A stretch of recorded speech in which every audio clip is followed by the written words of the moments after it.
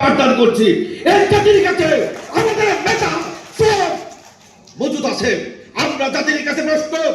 আমাদের নেতা কিংবদন্তি শিক্ষক নেতা অধ্যক্ষ সেলিম মিয়া স্যারের কাছে গত 7 অক্টোবর বিশ্ব শিক্ষক দিবসে সোহরাওয়ার্দী উদ্যানে আমাদের বর্তমান প্রধানমন্ত্রী তৎকালীন বিএনপির ভারপ্রাপ্ত চেয়ারম্যান তারেক রহমানের সামনে বক্তব্য দিয়েছেন। তারেক রহমান সেদিন প্রধান অতিথি ছিলেন।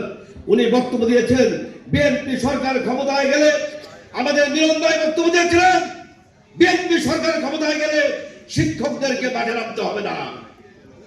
আমরা অনেক শিক্ষকরা বিগত সরকারের আমলে সারা বাংলাদেশে আমরা তখনও ম্যাডামের কথায় এবং দেশটা তারেক রহমানের কথায় বড় কোনো আন্দোলন করি নাই। আমরা শুধু মানববন্ধন স্মারকলিপির মাধ্যমে, শুধু অবস্থান, শান্তিপূর্ণ অবস্থানের মাধ্যমে আমরা, আপনি বলেছেন ওই যে সিয়ারা